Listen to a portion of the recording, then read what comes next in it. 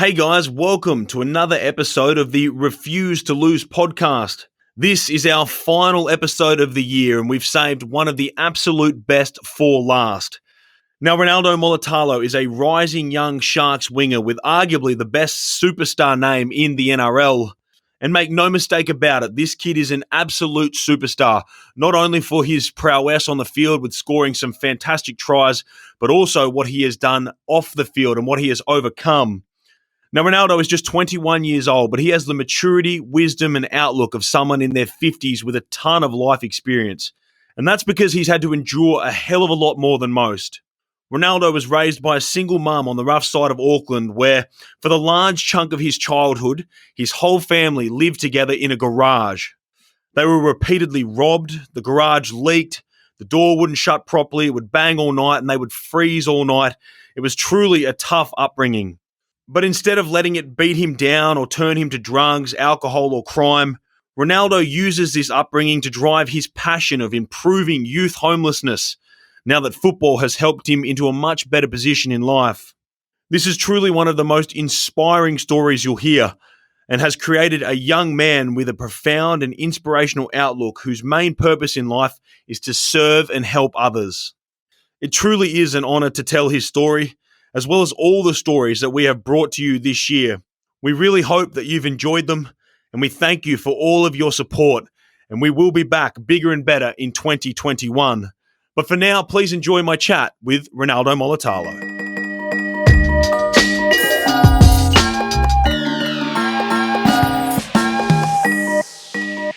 Ronaldo Mulitalo, welcome to the Refuse to Lose podcast, man. Nah, it's good. I've heard a lot of stories about this podcast, so it's awesome to be here. Mate, hopefully all good. I have to say I've had a few guests, and I think you're taking it to a new level tonight because you're bringing dinner over, and you've offered to buy dinner for me, which has set a dangerous precedent for everyone else. I thought I'd kind of set the tone for tonight and buy someone dinner. So I think it's awesome. I think you're taking your time out to come and ask some questions and share my story, and I thought, why not just give something back? And it's not hard to buy dinner. It's cost you $20. It should be sweet. We'll want enough money, I'm sure, so we'll be all right. Mate, that's it's unreal. And as I said, I'm going to be telling all my future guests now that that's the new thing. If I don't get dinner, I'm not even bothering coming. So I thought I had Dill Brown from the Eels on last time, and he was oh boy, I'll bring you a coffee over, bro. So I thought that was pretty nice. So dinner's taking it to a new level, man. Nah, thank you. Someone sets the tone now. Bit of a Thai feed. A bit of Thai, little Thai feed. I'm sure everyone can see you can't go wrong with a Thai feed. So I thought, why not? You were just telling me you smash the Uber Eats a bit, do you? Yeah, me and my roomies, my twin brother and my best mate. I think we spend half our pay at the bloody Uber Eats, so probably got a share in it by now. So I'm enjoying that. It's an expensive hobby to have, and but it's always good fun having Uber Eats. Saves us time. Yeah, I know. Trust me, man. I'm the same. All my money goes on Uber Eats. That's about it. But the difference between me and you is that you're a professional athlete, and you flog yourself at training all day. Like you were just telling me that the Cronulla preseason so far has been very difficult. I don't do any of that. Yeah, see, I regret every time I go to training and get ripped into. I regret it every second. So I always have to lick my wounds after I have a good feed, and then I restart and do it again. And I don't know why. While you're young, I think we can get away with it for now. So until I can't, I think I'll end up keeping doing it. So it's fun. It's good. I love it. I was going to say, bro, it's hard to fly through the air for those tries when if you weigh 115 kilos. I think some of the big boys, I like to give them a bit of stick about their weight as well. Like I'm a pretty skinny bloke. I get away with all the eating of Maccas and stuff like that. I'm not encouraging everyone to do it because we're very different, but I give them a bit of stick about having that little Macca's feed and stuff like that, little cheeky feed here and there, and them poor fellas have to eat rabbit food. Yeah, I know. Fat Club. Yeah, the Fat Club. Yeah. Oh, I feel sorry for them too. They got it tomorrow, 6:30. Good luck. Oh, yeah, no, I'd be in Fat Club if I was a professional athlete, but that's all right. How was your break, man? I know you're back at training now, but I remember we spoke a little bit ago about doing this podcast, but you were heading home because you turned 21? Yeah, just turned 21, fresh 21 in November, so it was awesome. How was the 21st? Yeah, you go home, see the family. As you do on the 21st, you rip in, and I think it was good to kind of see mum after a couple months. It's been like 8 months now since I've seen her, and obviously with the bubble and stuff like that. But it was awesome to go back and spend some time with mum, my little sister, all my family really, and just kind of wind down and have a beer or two with them, and just enjoy their presence and kind of come back to earth kind of thing. Like, we lived in a weird world at this moment, and it was good to go back home and get a taste of home again. So I loved it. I enjoyed it. Oh, man, I can't believe you guys are 21. Like, I had Dill Brown on. He's only 20. And He's I was like, 20, yeah. And this is what I was thinking, like, there's a point where most of your life you're obviously younger than professional footballers and you look up to them. And then suddenly I'm really getting to the point now I'm like, shit, I'm older than most of these players. And I'm only 27, so I can't imagine how I feel at 57. But nah, it is out the gate. Like, it goes just like that. Like, I remember when players used to come in and go, mate, I'm telling you now, you're a 16-year-old, but in the next couple of years they'll fly by, and before you know it, you're in our shoes. And I kind of didn't believe him. I was like, you're full of crap. Like, that's like, it's still a long way away, and it literally is that. Like, before you know it, you're stuck in the shoes of NRL player, and if you work hard enough and well enough, then you get rewarded with that. So it's good. It's different as I love it, but it's a funny experience. Like, and I've enjoyed every bit of it so far. Yeah, mate. Well, obviously, many more years to come. Hopefully, seeing you score tries for the Sharks. But I want to start off with, we'd like to do this on all the podcasts, is have a bit of fun. Ask you 5 random questions. Yes, first things that kind of come to your head.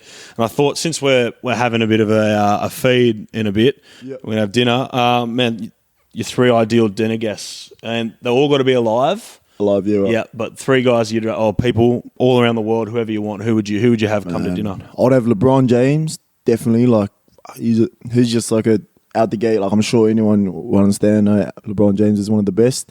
I'll definitely have Beyonce. Beyonce, yeah, okay. She's good to look at, Yeah. I think, at dinner, and everyone wants to look at something good at dinner, so I think she'll be good to look at during dinner. And probably, I don't know, I reckon like Darren Lockyer, to be honest, like Darren Lockyer or Andrew Johns or something like that. Like, I think one of them two would be awesome to kind of just sit down and just have a chat, like at a dinner table, and that. Obviously, with what I'm doing, I'm pretty sure I'd enjoy that. I'd love it. So, but yeah, those are my 3 main people I'd have, and I think it would be a good dinner. I think that I wouldn't complain about that dinner either. No, why LeBron? You're a massive LeBron man. I love basketball. I'm not one of the ones that will go out and just say like all the stats and all that, blah blah blah. But I just love the sport in general.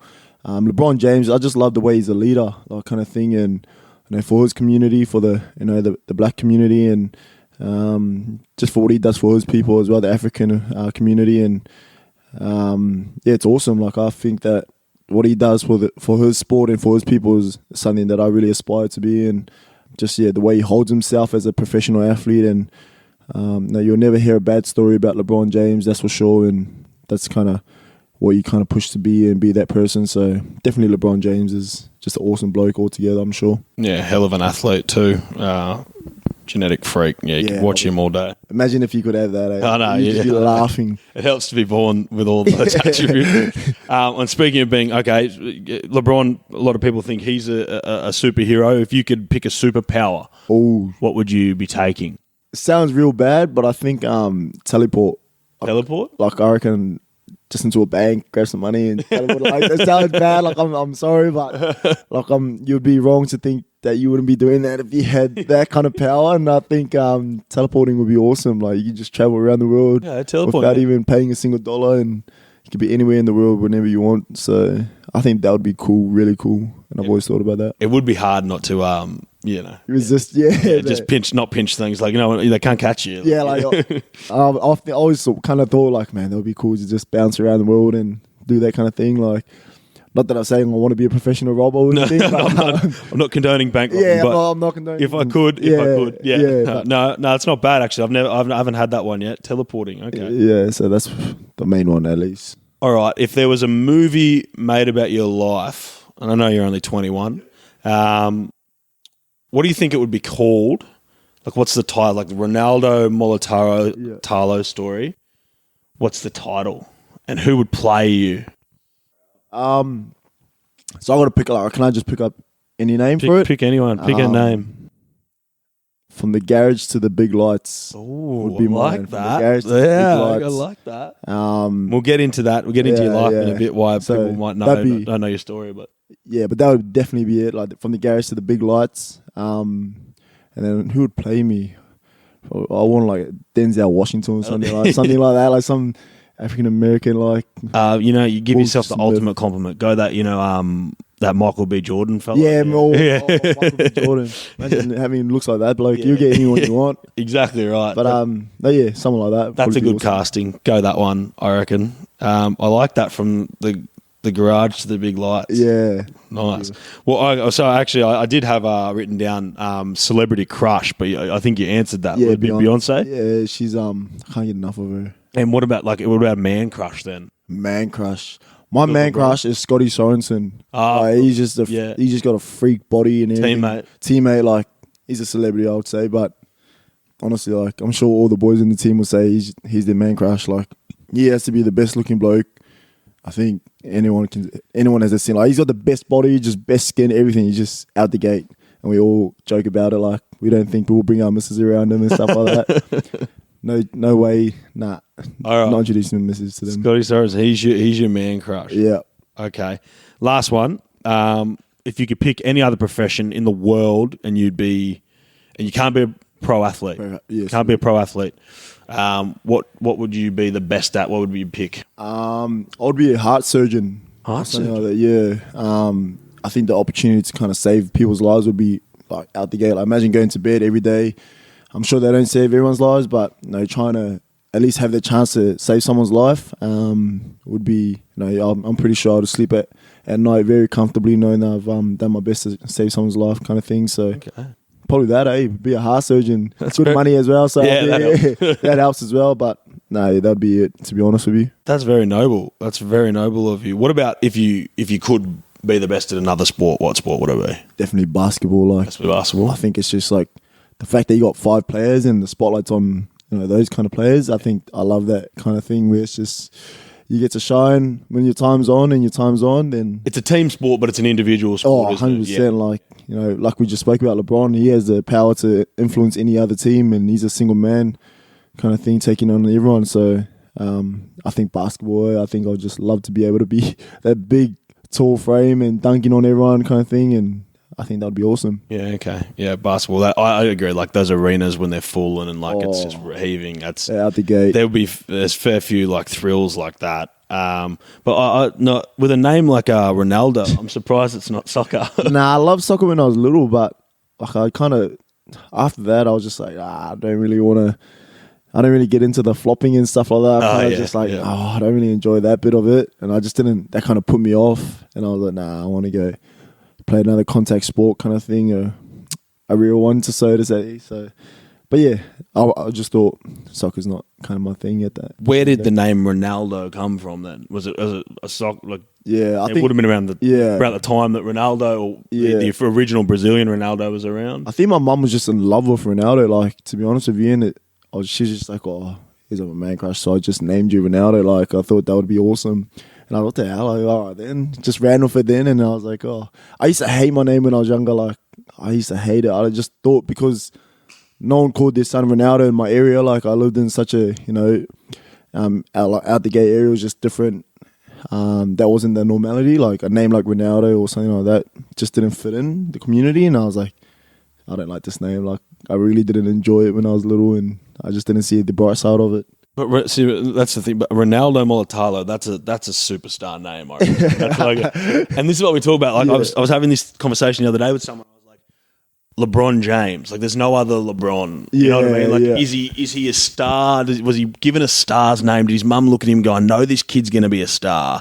I'm going to give him a star's name. Yeah. And like, is that like, I don't know, does your mum look at you and go, this kid's a Ronaldo Mulitalo? That's a star name. I think like I've always had that little drive in me. Like from little, and mum was always just like, you'll be successful in whatever you choose to do. And I was just like, kind of cool. But yeah, it's definitely funny how she came up with the name, and we always have a little bit of a giggle about it now and then. Like all my brothers' names are all like Italian or something like that. Like Giovanni, Valencia. Oh, really? Lorenzo. It's just like out the game. Like, what the hell? Like everyone's got different out the game names. And we always get questioned about it too, so it's always funny. Like, do we got any Italian in us or anything like that? And Yeah. it's a good laugh though. But Okay, yeah. So she's gone very Italian, very European. Yeah, she's gotten very European. That's for sure. Like. And you're from like South Auckland, Yeah, right? we're from South Auckland. If you've been to South Auckland, you'd understand for sure what it's like there. It's no Europe, that's for sure. Oh, and you've got this name of like a guy that grew up in like in the some most Rome village or something. Exactly, and it's funny as so. It's I'd say the most bizarre thing I've ever done. Like South Auckland is I mean, I guess I've been to Auckland, but I've obviously probably haven't been in that area or whatever. Yeah. But like for people that don't know South Auckland, what's it like? Like it's a tough area. I think like it's I think in Australia we're very privileged to kind of not see a side like that. I think, and it's a very like I'm not saying I'm not proud of where I am. I'm 100% proud of where I am in South Auckland. I've been brought up with that situation, and at the time it was the best we could do, and I loved every bit of it. It taught me how to be a kid when it was time to be a kid, and I did all the fun things there, and like chasing each other around the streets and getting our asses back home before the street lights turned off, and all those things that you want to do as a kid and have fun with. But it is, the reality of it is it was a different life to what it is around here, and I think it's one of those things you got to experience, go in, and really kind of get a feel for what it's like. It's a very hostile, it's a very vulnerable people there. It's a very exposed and raw kind of thing to be in that place. And in South Auckland, we've got beautiful people in there, but you do have your. I'm sure in every other area you do have your bads, and I think kind of during the time it kind of got worse. But listen, and I'm a proud South Auckland person, and I'm sure we've got a long way to go as a community from South Auckland, but we're doing a lot better than what it has been and what it's been previously. So I'm still a proud person of it, and you got to experience it, kind of thing. It's hard to kind of explain what it's like, but it's very rough compared to what we have around here. So it's good though. I wouldn't change it for the world. Yeah, I guess, and in a lot of ways, obviously, the way you grow up shapes who you are. So, I mean, for those of people that don't know your story, tell me what it was like growing up in South Auckland as a kid. Yeah, it was definitely tough. Like, but like it became the normality of everything. Like that was just the normal thing of kids, and parents getting beaten up. Domestic violence was a big thing around our area, and anyone who says it wasn't, you got to kind of come back to yourself and really ask that question: are you being serious or not? Like, and I think everyone turned the blind corner of what was really wrong with our area, kind of thing, and it was definitely had our hard times, and we had our times where we couldn't afford to do things that most kids normally get handed to them and stuff like that. And I think when you're in an area like that, when everyone else is in the same situation as you don't kind of see what's different outside of the life of what you have. And so at that time there, I thought, man, this is the life. I love it. I enjoyed it. I liked being able to walk around the street and do what I had to do and whatever. But it was definitely hard. And I think my mum kind of knew what she wanted to give us, and she had that real image of what she wanted to have for us. And I think that upset her a lot. And I think remember the days where we used to look at it and think, damn, what's she so upset about? And she kind of explained, this is not the life for you guys. And as a parent, I'm sure that they want the best for their kids, and she just couldn't provide that at the time. And I'm definitely grateful for what she did now. And it wasn't hard. It wasn't easy, picking up everything and coming to a country so big and so different to a place like South Auckland. But I'm sure everyone else has had their hardships, and I think I'm just one of those survivors that kind of made it out, and a lucky person, I guess, to come out and be able to do my dream and kind of achieve everything that I set out to do. I want to get to how you got to Australia and how that journey transpired. But you talked before about the garage, right? Coming from the garage to the bright lights. So you literally lived in a garage, didn't you? And you mentioned all your brothers before. Like, there's a fair few of you. There's your mum. There's 6 of you living in a garage at one point in your life. Yeah, there was tough because we lived with one of mum's mates. We had nowhere to go. At that time, I think our family, we had a bit of hardship between our families in that, which we kind of brushed over. But we're living in mum's mate's apartment. Oh, not even it was a garage actually. Sorry, and at the back of their house. And this garage is literally, you wouldn't even sleep your dog in that. You know what I mean? Like, you wouldn't even put your pets in that little garage. And but that was the best thing we could do with our situation that we had. And I remember the days when it would rain, kind of thing, and the water would be leaking through the ceiling. And it's a tin garage, like you can only imagine what it sounds like. Just some days in Auckland, the weather's not the best in Auckland. Like, it rains every other second day, and we used to piss down, and used to leak straight through. Things would get wet. All our stuff, all our belongings would get wet.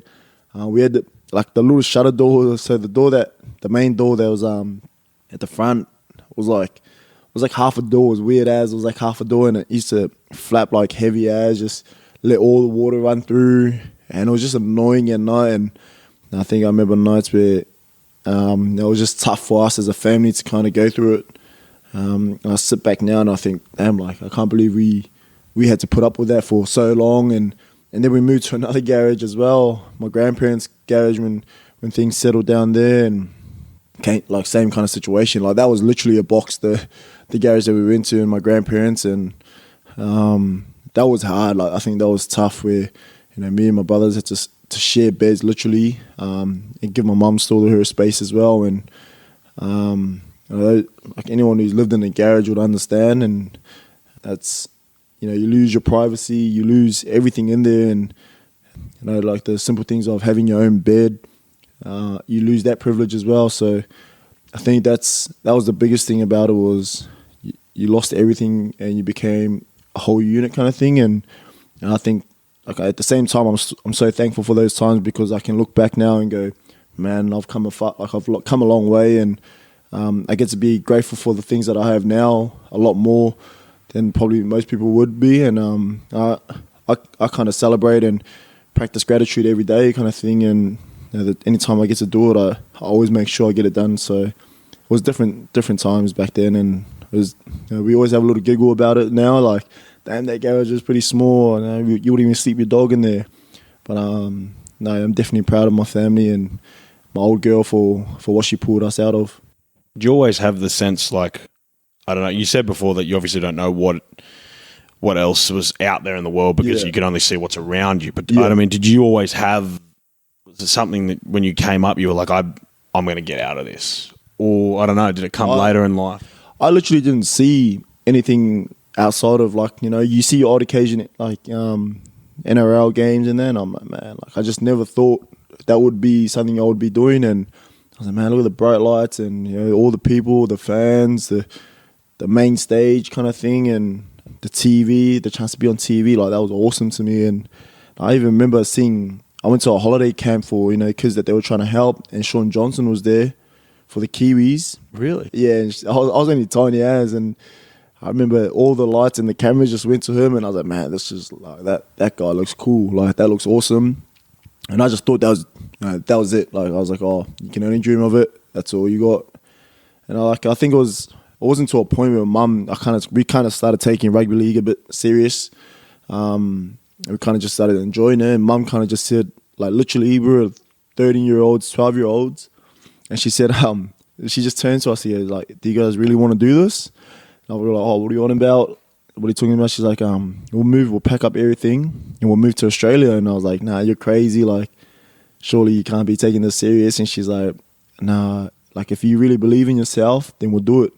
And I was like, oh, like, we only got back on our feet as well. And I was like, oh, yeah. I just said to her, yeah, Mum, like, I'm ready to go. And we did exactly that. We packed up everything, and Mum literally just said to our whole family, like, we're leaving, we're going to Australia. And then off we went. Like, it was definitely a different experience. And it was a experience I still look back at now and think, fuck, my mum my mum really did that. Like my mum really asked a 12-year-old, 13-year-old pair of twins, is this really what you want to do, rugby league? And just backed us from the start. And she's been by my side the whole time through this journey. And I'm just thankful I can give back to her and repay that kind of sacrifice that she kind of, and the belief that she put in me. So it's been awesome. And I love the fact that I can give back to her now, which is even better. Was there any interest in, like, you as a player at that point? Or, like, she just literally asked you, oh, do you want to play footy? And you're like, yeah, well, maybe. Like I made like little representative teams, like literally small representatives. You know what reps are like at 12, and that's not really a big thing. It's just like, oh, you're this and this. But I never was the kind of big star player. The next big thing, Fine Kula was the big thing, and he already came over for Sharks, and he was kind of the only one that kind of made it out of South Auckland, and he was the big talk about, oh, he's moving. But I wasn't that kind of player. I was literally, nobody got no offers from Australia, literally nothing. Like, no school would want to sign me, no team signed me on their like development list or anything. It was just literally mum just turned and goes, we'll do it. If you really believe in yourself, then we'll do it. And I said, yeah, I believe in myself. I back myself, and I've backed myself ever since I've left South Auckland. And now we're here. Now we're standing here, and we get to live an awesome life now. So it's good. I think that's what that'll be our feed. That's our Uber Eats feed. Yeah. All right, so dinner break's over. Come back. Yeah, we've had our Thai feed. Bit of tucker in there. It's the first podcast I've stopped for a feed, but I enjoyed it. I'm going to stick with that. I think intermission, feed, keep going. Just a tip for everyone. Yeah, make sure you get them a feed. Keep them happy. Yep. Green curry, some fried rice. Don't worry about it. That's the go-to at the moment, apparently. Yeah. So we were talking about before we stopped. We were talking about I guess your upbringing, and we just kind of touched on coming out to Australia and the fact that you had no one even looking at you, and your mum just kind of up and left and had faith in you and backed you and said, this is what my boys want to achieve. And that was probably what the age of, it was like 13. 13, yeah. Yeah. So okay, just. I'm trying to get a timeline, but so you were when you were saying you were living in garages and bouncing around places, from age when? That was about, I was pretty young too. I think it was like 7, 6, until about 10, 11. Like that went on for. It was a long time, I think. Like, I think we were, around 6, 7. Kind of did it until about, I'll say 11, 10. Around that age kind of thing. We kind of started realising what kind of situation we were in. That's how I think I kind of know what I was doing, and where we were in our situation was, I think we got to that age where we kind of looked around like, oh, this is kind of different to everyone else. So everyone else got a house, and we're in a garage kind of thing, and that's where we all kind of figured it out and put the puzzle pieces together. But yeah, around that age is when it kind of started. And then, like, you talked about the kind of uncomfortable nature of living in that garage, but there's also a dangerous aspect as well, isn't it? Like, when you don't really have the security of, and as you said, like, South Auckland's a rough place. Oh, that makes it even worse. Like, I think now, looking back even again, we see it, the situation that we were in and the area that we were in. Like, I remember times we were getting robbed, literally sleeping, like, in the garage, and, like, anyone who's got balls to rob someone while they're sleeping is just, that just shows the kind of the culture that was around where we were living, and people were taking stealing phones right next to our heads and stuff like that. And I look back at some of those days as well, where I remember one time we were sleeping and the phone was right next to mum's head and the camera and stuff like that. We borrowed auntie's camera because we had gone and done something, and all of that just got stolen. Literally from the time that mum fell asleep at like 1 o'clock and woke up at 4, in that time frame someone stole it. So I thought that was pretty crazy, and those are the things we speak about, how crazy it can get out in those situations. So, but yeah, that was, like I say, we never knew what was different. Like, that was kind of the normal thing. Like, oh, that's just another day in living in our area. Your mum sounds like a pretty incredible woman, like, to put up with some of those things, to defend you boys, to not be, so scared when things like that are happening. Like, tell me about your mum. My mum's a tough person. Like, she's my best friend. And I've seen how hard she's worked. I've seen how much, hard work she's put into into what we are and the people we are. I've seen the tears that she shared, and I've seen the times where it's kind of got a bit difficult and a bit too much for her, and how she's kind of pulled through. And now that we're at an older stage in our life, and being able to look back and say, oh, damn, that was pretty tough, Mum. Like, and actually realizing what she kind of went through, it's awesome. Like, she's just an awesome lady, and I've got so much respect for her and every other single mother out there, and any mother that is going through that kind of tough period.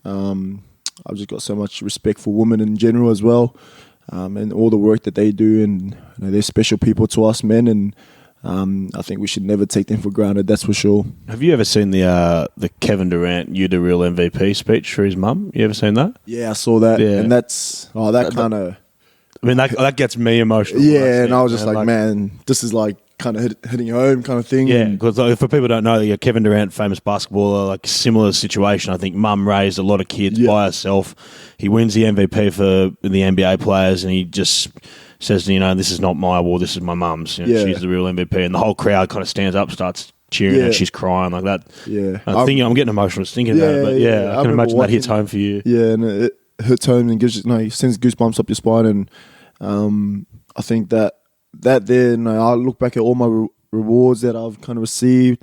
Every NRL jersey my mum owns, she's got it all back home. She's pretty stingy with it.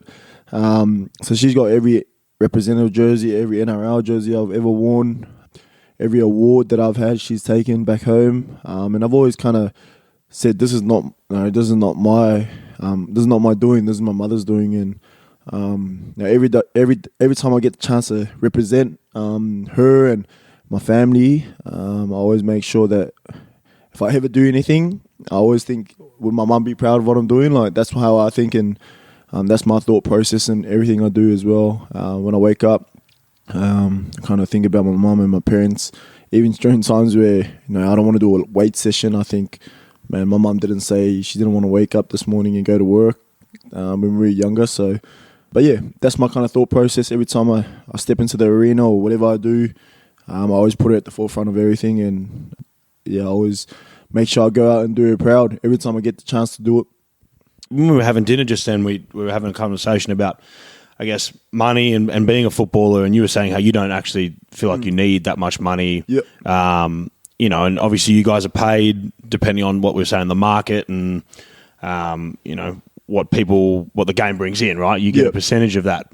But I guess, as you said, you don't think footballers need to be paid that much, but obviously, you can earn whatever you can get. But I guess one of the nice things about being able to earn money is to be able to put your family in that kind of position and to give back to your mum now, where I imagine she lives a much more comfortable life. Yeah, 100%.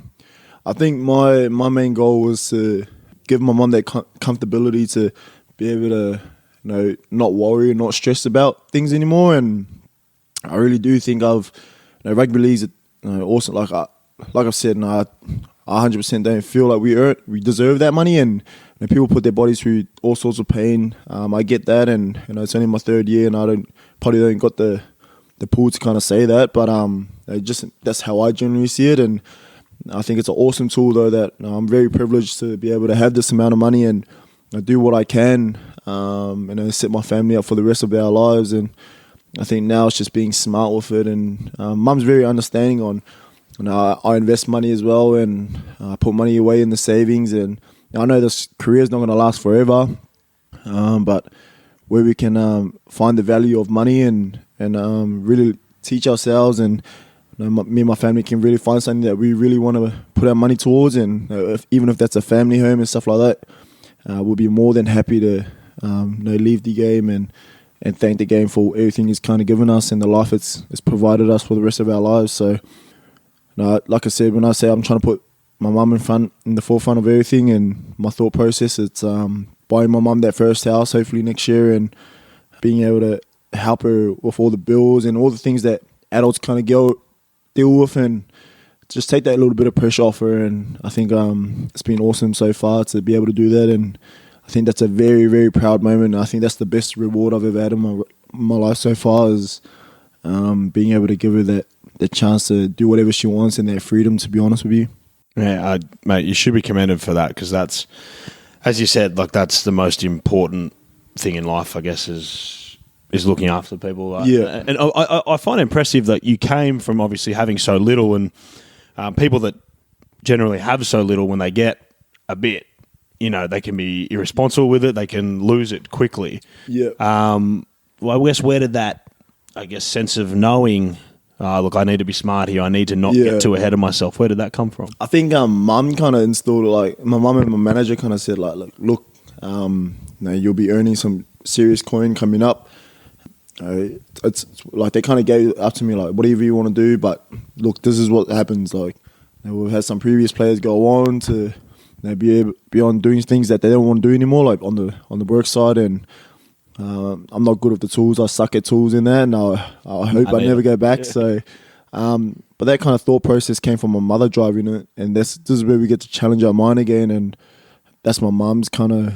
This is what I talk about. My mum's such a lady that drives you and just wants the best for you, and she kind of said, you're making money that we thought we'd never see, and I think this is a great opportunity to do something with it that will not just make us become a wealthy or whatever it was kind of family, but to expand beyond that. And I think my mum driving me again, that kind of thing of challenging me to be smart with money is the challenge that I feel like I've really wanted to take on, and she's done a real good job on kind of directing me of what my options are, and I think I've just chosen the path I want to take, and it's not on the tools, so hopefully I can find something I really want to do. So that's the kind of thing that kind of brought it to mind, though. But mum's the one that kind of set it all up for me, so I'm grateful for my mum. When you say work on the tools, did you have a time where you did have to work on the tools? Oh, don't get me started. I remember this one time this builder made me, like, it was around the show, he made me pick up he said to me, listen, I've got a job for you, you'll get paid like $250 a day, come pick up all this gyprock or something, like all the bricks and gyprock, and chuck it in the bin. And the bastard lied to me, and he had just like food, it was like food rubbish, like just rotten food, and it was just like builder's rubbish, just chucked it in there. It was all sorts of things, and I was just like, this is not, that's when I kind of like just said to myself, like, this is not what I want to do as an old dude and a guy that's put himself through all this pain.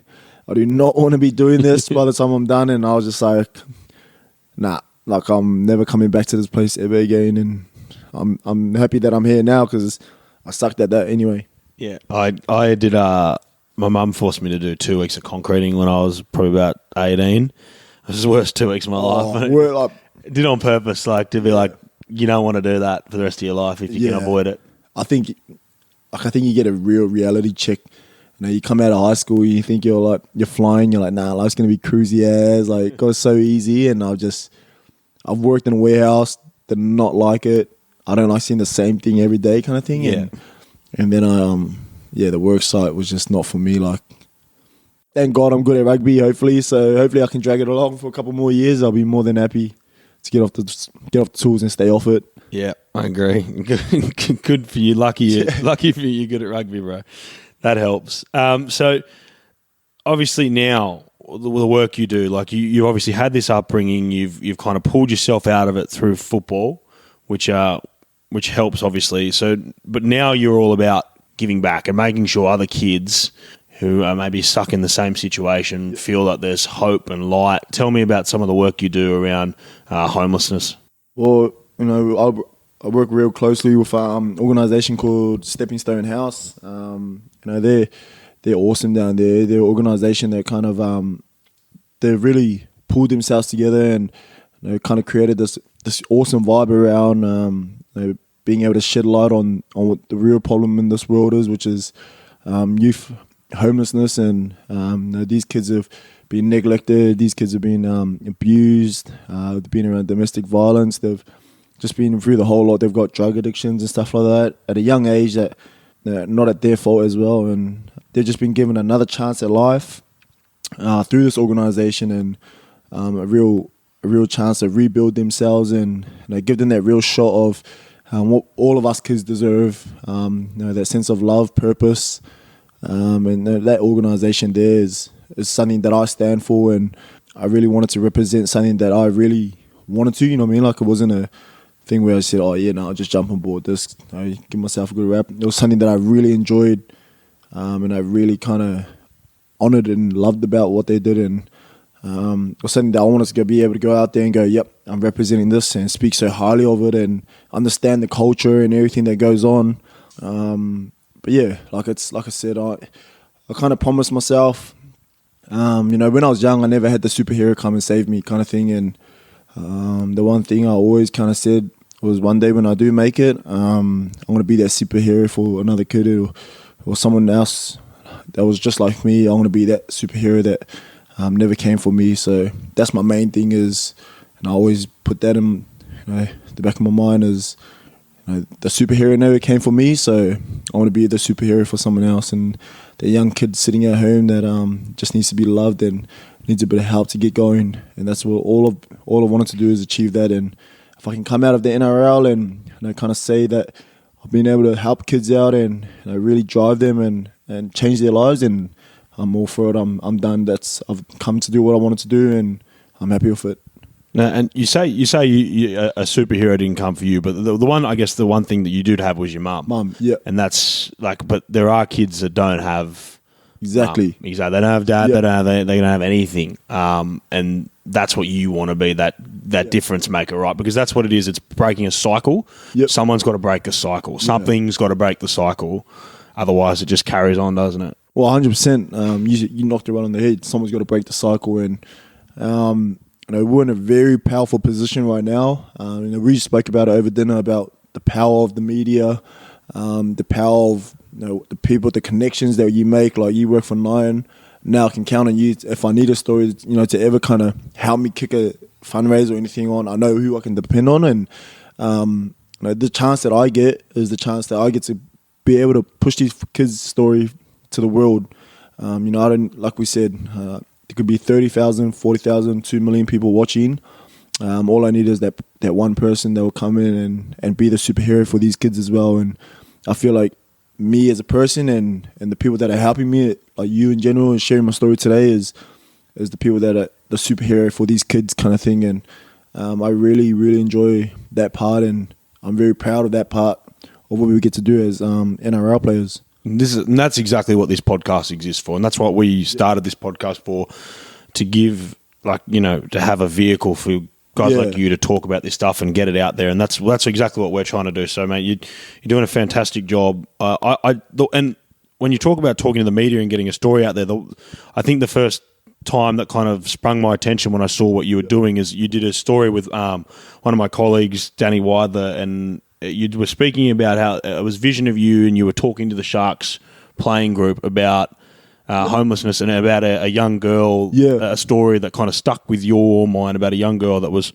homeless and had been sexually abused a number of times because she didn't have anyone looking out for her, right? Yeah, and that's that was a raw story, and I didn't want to share that, but the kind of CEO and stuff like that, who I'm close with, a guy called Jason Juredic, just said, "Listen, this is a story. You don't need to know her full name."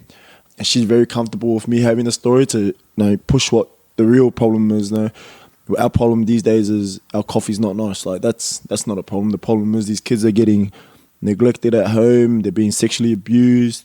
They're being violated. They've been through all sorts of pain, and that's the real problem. And I think it kind of broke me down when standing in front of a group of very tough, intimidating men, and men that are in high power, and men that have the power to do a lot of big things in this world. And to stand I think I had a little bit of reality check that, like, damn, I'm standing in front of these people sharing this story, and it was tough to kind of get out. But at the end of the day, the boys saw how emotional and how much it meant to me to really rally around me and help me out with it. And mate, like, they did exactly that. I think we managed to push it all over the NRL, and we had all sorts of players helping out and donating. So it was awesome. Gal jumped on Channel 9 as well and kind of did a thing on it. Danny Wilder, you kind of asked me a couple questions about it, and it was just awesome, mate. Like, people, I remember the story came out. It was a 2-minute segment, and people were coming out offering thousands of dollars and big companies, big commercial companies were throwing hundreds of thousands at this organisation, and this is where I said, amazing, well, this is what I mean. This is the vehicle, and I think we've done our job as media and as a player of the NRL and the NRL altogether. Tell me about, I guess, another thing just off topic there, but something else you, I guess, inadvertently did there as well, is that showing a lot of vulnerability to a group. You know, this is obviously a whole other issue in society these days is men's vulnerability, and kind of not many blokes would, especially I maybe think 15, 20 years ago, got up in front of their teammates and start shedding a tear about something that, you know, means something to them. It was seen as, I guess, a sign of weakness. Like, where did you get to that level of comfortability to do that? And I think that has an important message as well. Like, it's scary to think that was only my kind of second year in the NRL too. Like, I was a young boy when I first came in. I still am, and I think it was like I come back to my values as a person and my promises that I made to myself drove me to be able to walk up to the coach and said, "Hey, like, I'm gonna." Like, is it all good if you back me in this? And let me have a quick yarn to the boys and get their attention. And Bomber John Morris, that's why I got a lot of love and respect for him. He's an awesome coach, and he just jumped on the back of me and said, "Mate, do what you got to do. And let's have it. I'll stop the whole team." And that he did. Like, he stopped the whole team and said, "Tune in. One of our boys got something he wants to talk about." And I did exactly that. I said to the boys, if I can get $5 from everyone, that would be awesome. And Bomber said, if anyone, he kind of went over the top of me and he goes, "Oh, if you have played NRL, your minimum's $50. Like, and if you haven't played NRL, we're happy with anything you bring," which is beyond what I thought, kind of thing. And the boys were out the gate, like, boys were bringing in $200, donating on the site, and then bringing in another $200, and I was just like wow, like, even boys that weren't on big money, but those are the superheroes that we come back and talk about, as those people like that, and every other person in the community that took their hard-earned money and helped these kids out. So it was awesome. And you did a sleep out as well, you did that recently. That was in the last couple of months. Yeah. So that was in November. That was just before my birthday. We had a little sleep out.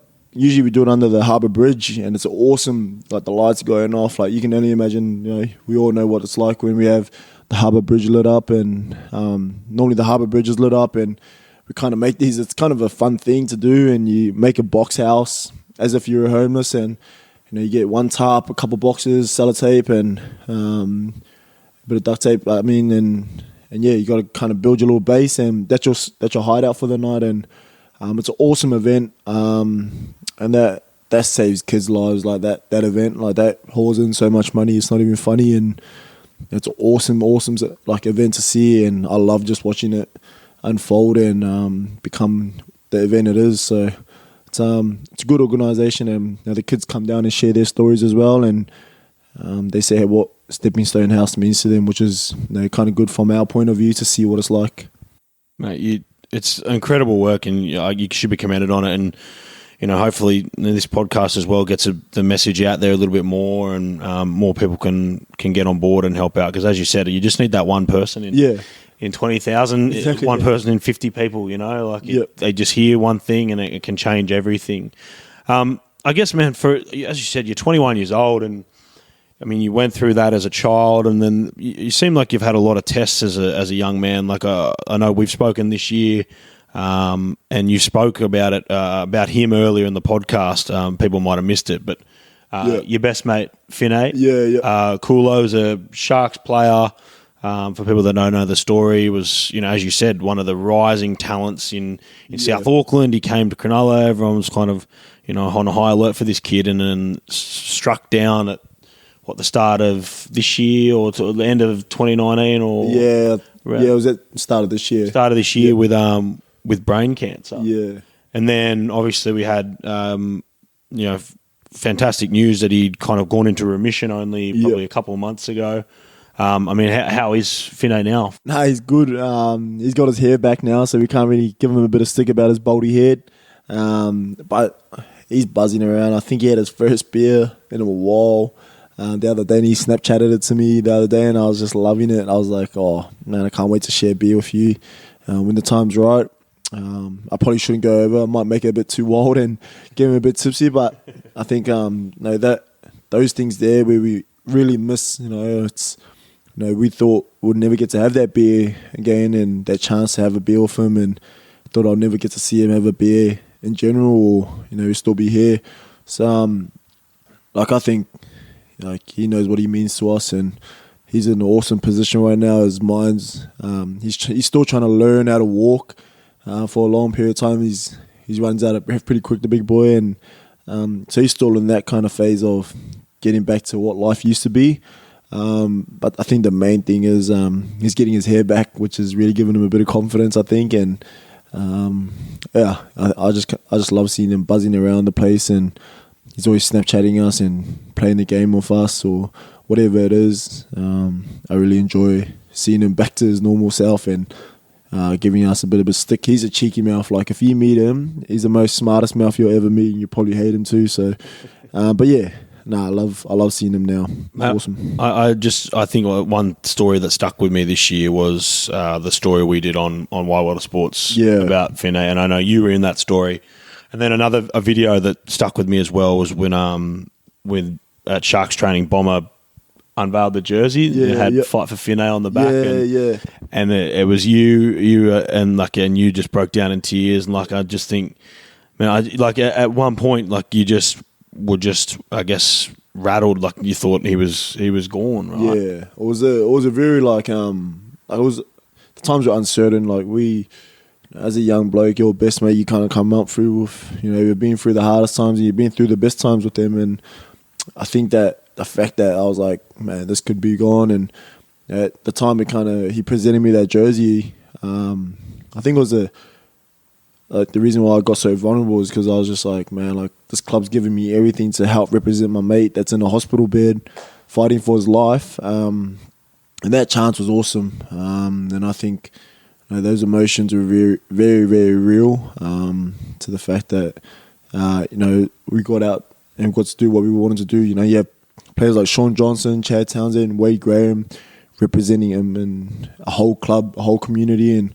the NRL were awesome about it too. And those videos there, that's just raw images of someone that's, I think someone that's been through what it's like to kind of have that one of your mates go through something like that. And I think it's a very scary, scary thought to think one of your closest mates can be gone just like that. And now I count my blessings that he's here with me, and he gets to share every other moment with us, and he's had some awesome moments to share so far. So, but if you meet Finne, he'll be the type don't worry about me, I'll be sweet. Which is it's hard for someone that's on their deathbed kind of thing, and that's just how he's been. And I've loved representing him, and the club's been awesome. Their whole of NRL community have been awesome, and I can't thank everyone enough, to be honest with you. What's the biggest thing you think it taught you, seeing that? I think it was how to be strong and how to be very grateful for the things that that I have, like my two limbs. I've got 2 legs, 2 arms, and I'm healthy, I'm strong, and I think it taught me that, like I said, when I speak about people being a bit of arrogance towards people in general, you know what I mean? At the end of the day, we're all gonna die. We're all gonna be in a box 6 foot under, you know what I mean? And I think that's a very real feeling to me. Every time I kind of get into that position of someone thinks they're higher than what they really are, at the end of the day, we're all gonna be dead. And I feel like, as raw as that sounds, that's what I felt when I saw him sitting in his deathbed, and what he's taught me as a person, and how he's kind of put his faith in as the fight that he had. And as we had a hashtag Fight for Finne, and just as much as we fought for him, he fought for himself as well, and that's what I love about it. It's an interesting point that you make there, and we did speak about it over dinner. Just, I guess, you're all the same when you're in your box, isn't it? Yeah. I spoke about kind of the industry I'm in as well, that people can think they're better than other people, and think, I'm on television, that makes me more important than someone. And you would see it in football, or someone who's a pro athlete who's become very famous or whatever. But you very much subscribe to the fact that just because my talents are, I'm fast and strong doesn't make me any better than anyone else. 100%. Like you see a quote, you treat the janitor with the same respect you do with the CEO, and that's to me that speaks 1,000 words. Like that just screams respect for everyone, and like that's a massive thing for me. Is I couldn't care if you're the younger student in the squad or the older student in the squad. I feel like you respect everyone from the top to the bottom, from the boss to the normal guy that comes in, like the greenkeepers at our club. I wave to them all the time. The guy that does all our gear. I make sure I always have a good conversation with him.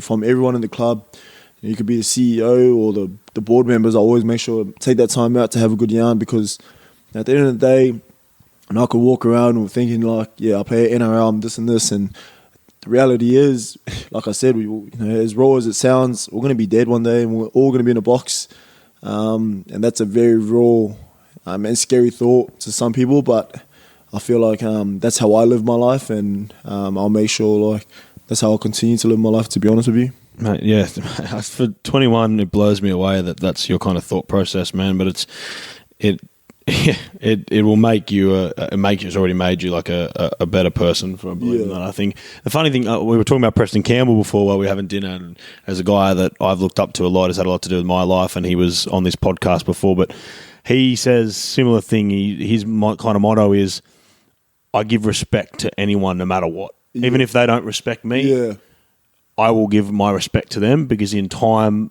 they will come to respect me if I respect them. And like that's the way he looks at life. So even people that he disagrees with on every level, he's like, I give them my respect. And they'll either respect me, but they'll come around eventually. 100%. Like, I see the same thing. Like, it's a you problem. Whatever you got against me, it's all good. I've got nothing against you. Like, it's... you don't have to like the person, you don't have to do anything, but that common respect ground and being able to share that ground I think is important. I think that's when you become closer to the kind of core of the main things in life, and it's not really a big problem. Like when you think about it, things aren't really big problems. You go into the cancer ward and you'll see. I was gonna say, you know what I mean. You can go into those wards and you'll see a 5-year-old kid who probably doesn't even have the chance to live his teenage lives. That's a problem. That's the problem, you know what I mean? And I always kind of saw it like that, and I still see situations like that heavily. Like, I know things do rattle us. We are human. I get that. But when you get a bit overboard with a problem, I feel like you should really go look at yourself in the mirror and think, is this really a problem, or is it something that can be solved? We can move on with life, and we don't have to dwell on it. Yeah, well said, man. I just have a quick question just popping in my head, that just to double back around to before, when you were talking about, I guess you want to be the superhero for these kids, or like someone who can make a difference. But how do you go about getting through to a kid that's maybe disillusioned by life? Like you've obviously got a very positive attitude, and you took a lot of the red lights against you as a kid and made them green lights. But there are a lot of kids that just beats them down, right? And they go, oh, fuck this, fuck you, fuck everyone. No one cares about me. Why should I? Like how do you get through to someone like that? It's that's the reality of it. Like, we understand, like, kids are like that, and I've met plenty of kids. Some of the stepping stone house kids are like, who the fuck are you? Don't talk to me. I don't need to fucking listen to you. I don't need to listen to you. You're not my dad. Blah blah blah kind of thing. And some of their attitude is just like that. And I feel like what I can do from my best point of view is I can get them the right people, and by that I mean by supporting the funds of those kind of people that can tap in, and that's their expertise kind of thing. And we spoke about this when I was doing my youth studies. Some people, you can't work with everyone, and not everyone's gonna like you, and you're not gonna like everyone. But if we can find the people that fit the person, and there's always gonna be someone that fits someone. And I feel like once I can, I feel like that's my job. We gotta, like I said, we can speak to 20,000 people, but it's that one person that is going to be the person kind of thing. And that's all we need is, we can have 20 people, 20 therapists and that. And all this kid needs is that one therapist. And I feel like the guy, Jason Jurek, the CEO, he kind of said that to me as well. He said, mate, if I can't personally help, which is, that could be the reality of it, I'm going to find someone that can help him and find that person that'll be on the common ground as a kid, wherever his background is or whatever he is and whatever he believes in. I'm sure we'll find someone that can help lead him to the right kind of place. And if you can change one thing about a person and make them better than what they were yesterday, that's all we can ask for, kind of thing. And I think that's the real chance of life we give them. And that's the superhero that we've got to find, is the one person out of the 20.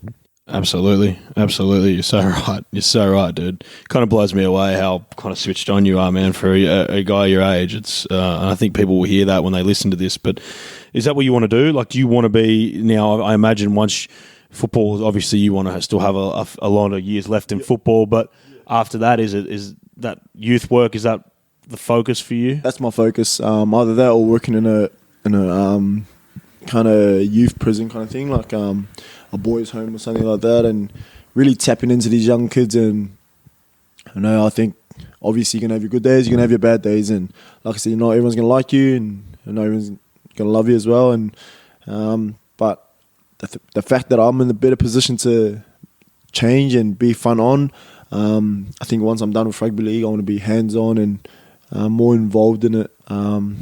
I definitely don't want to go to the tools, like I said before, and this is what I'm passionate about. So hopefully I can get a degree out of doing all of this, and go to uni and get my stuff done there and get the papers that I need to do. And that's where I come back from, challenging my mind and challenging everything about me, is giving myself that best chance to. You spoke about it too. Is you're not going to be the best chance from the outside.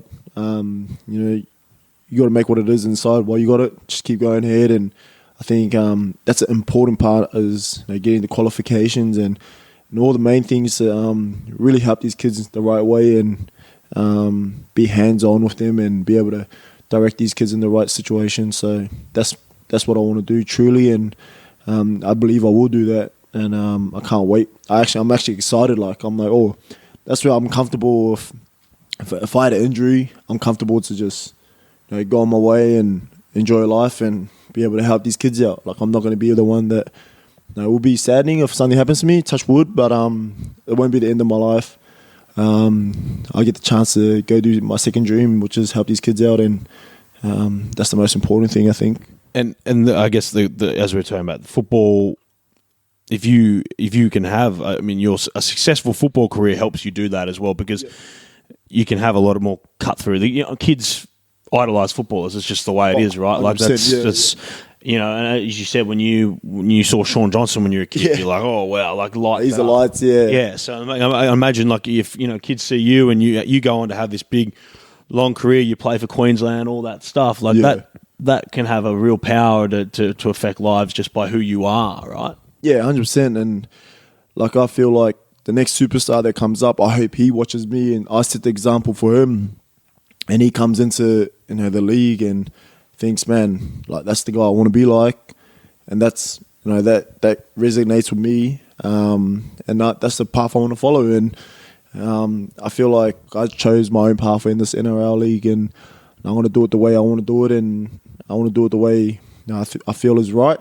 Not everyone's going to like that, but I hope, like I said, I can be that idol for the next kid coming over, and he can look at me and really enjoy living the life of the NRL, as well as staying true to himself and following what he believes in. And that's the most important thing, I think. I think there's a big shift in footballers realising that they're more than just footballers these days. Yeah. There's a lot of guys that do a lot of great stuff, and I see it with a lot of the Indigenous boys that do things close to my heart. They're not afraid to do it their way, stand up for what they believe. Well, that's what I love about the Indigenous community in our rugby league world at the moment. Is you got the leaders like Latrell Mitchell, Josh Adokar, Jesse Ramian, Andrew Fafita. That those guys that really take the bull by its horns and take it front on the situations that's wrong, with our community at the moment, with regards of everything around us and the problems, of the real problems of what's going on with our community. And I support everything that Jesse Ramian stands for, Andrew Fafita put through, and I'm just so thankful that the game is so diverse, and when the game listens to us, whenever we can change something, they will. And I think those leaders there is what I'm talking about, where we come back and go, nah, like I'm doing it my way. I'm going to stand up for what I believe in, and not everyone likes it, and not everyone is going to agree with it, but that's how we do it. No, and that's exactly right. And stick strong in your conviction, brother, and keep doing the work you're doing. Man, I appreciate the time that you've given me today and having me here at your home. And I won't keep you for too much longer, but we like to finish with a little fun few questions as well. Yeah, here we go, yep. And either the first thing that pops to your head, or whatever stories that come to mind. Cool. First question: most famous person you've ever met? Fire out. Probably Sean Johnson, to be honest. Sean Johnson? Like, I freaked out when I seen him. I was fangirling hard. Like Sean Johnson was The Rock, like, when we were younger. And I still tell him, too, and I hate him for it, too, because he's just loves it. He calls me his son and everything. It pisses me off.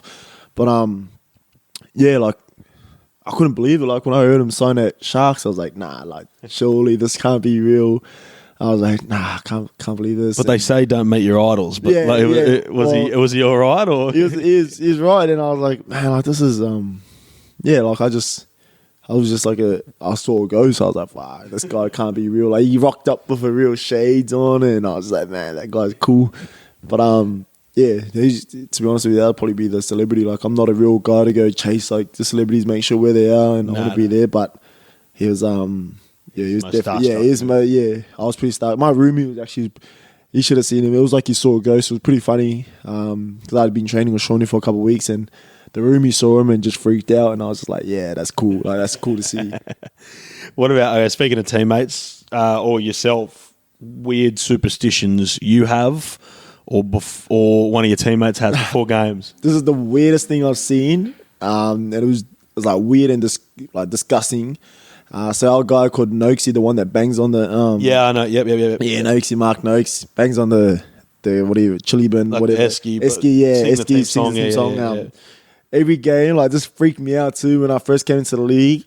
So he used to strap Gal's feet, and he had to kiss Gal's feet, both feet, and I lost it. Like, I was like, I literally said, "What the fuck is going on?" Like, oh, I was just looking at Noakesy, and I was like, "Are you serious?" And he's like, "I do it every game. It's good luck." And I was like, we were losing games too. We were like 5 in a row. And I was like, stop kissing his feet. Stop kissing his feet because it's not working at the moment. But so kiss his rare feet or will he kiss the strapping? He kisses his feet like on the foot. On the foot. Just like give him 2 good fresh kisses on it. And I was like, fuck, this is out the gate. Like, I can't deal with this. There is a story that's rare. There is a story. I won't say who it is or it was at a club in Sydney that and it was involving a player. And a bunch of boys chipped in and offered him a heap of money to suck on the media manager's toes. Oh, that's epic. And he did it, and I won't say who it was, apparently. But see, this is what I mean by rugby league players. We do some stupid stuff, and that's just out the gate, all of it. Okay, so Noakes has to kiss Gal's toes. Although no, Gal's retired now. But, I wouldn't. Oh. That was the most weirdest thing I've ever seen. It just freaked me out. Like I'm a young boy and I'm like, nah. Like I look up to the student and you're kissing his feet. Like that question always gets the weirdest answer. Yeah. Man. No, we've had some weird ones on here. What about bad habits? Do you got any bad habits? Bad habits. I don't really have a bad habit. Nothing you do that annoys anyone? I'm just a pest all around at the club. Like I pull jokes and pranks around the club on everyone. I've seen coaches. A few. I've seen pranks. I think I've seen you a few on Instagram. Yeah, me and I pissed the boys off. I probably will be the biggest pest in our team, probably. But I don't really have a bad habit. I just like annoying everyone and having a good joke and a laugh here and there. I get the coaches a fair bit too now, so I love that. But I don't really have a bad habit, to be honest with you. Do you have a prank that stands out in your head that you're most proud of? I feel bad. Like I've had 2. Like Doogie's one. Doogie took off, and he I grabbed this whole bag and I just strapped it to the roof of the. I strapped it to all the pipes and that, and his glasses and everything, and he actually broke his bag trying to rip it, and he saw our phones all set up, so he hit our phones. He's like, "Oh, this is for you." So he gave my bag the good old nutmeg. Like he turned it inside out, and I was like, "Oh, he got me good." And yeah, probably chucking all of Royce's clothes in the ice bath would be pretty good. I love that. Like, it genuinely makes me happy just having a good laugh about it. And He's got nothing to wear home. No, yeah, he just walked out with his like towel and his undies out. I was like, yeah, I love that. Like that makes me happy. What about hidden talents? Anything you can do that? Man, I'm probably the only Polynesian dude you'll know that can't sing, dance. Like, I've got nothing. Like Can't play guitar? Can't play guitar. Like, bro. I'm the only one. Like, bro, my brother can dance and sing. My older brother can dance and sing, and then there's me, just 2 left feet and the worst voice in Polynesian history. So thank God I'm good at rugby league, because if I didn't have that, I think I'd be in trouble, to be honest with you. That's you like my brother, right? So he's I tell my brother he's the slowest Aboriginal in history. They're quick, bro. They're quick. And like I'm all right. I've got all right speed. Yeah, He's got nothing. He's just slow as. Yeah. And I said, I literally have not met a slow Aboriginal. Like all my mates are just quick, move their feet. Like my brother, bro. Trust me. I say to him, like, imagine being the only black fellow who can't run. He would hate that too, like, because everyone can run too. Yeah. And that's what I mean. What's the point of having skinny legs? Yeah, if you can't run, if you can't use it, yeah. All right, bro. We'll get. I think we'll finish on what's the quote? I guess you live by. If you could think of a quote or something, a mantra you live by. My mum's one, which I was gonna get tatted on me. Probably Christmas I'll do it. Is everything happens for a reason, and that's just stood out with everything I've done. Like I haven't made teams. I've been injured, and she's right. Everything happens for a reason. Like I've done 2 shoulder reco, and that's built something into me that made it even more sweeter when I made it. Is everything happens for a reason, and I truly believe that, and I still stand by it till today. Well said, bro. Thank you. Well, Ronaldo, mate, thank you so much for coming on the podcast, bro. It's unreal chat, like honestly, and the work you do. It blows me away for someone your age to be so mature and so switched on and so driven. I think speaks volumes for yourself, but also what you told me about your mum and your family and stuff. And bro, I think you just became my favourite footballer. I'm cheering hard for you this year, and hopefully, the Sharks go well and you get a few meat pies, mate. And yeah, thanks for that. Hopefully, this podcast gets to be shared with other players as well, and other players get to come on and share their testimony. I think this is awesome what you're doing.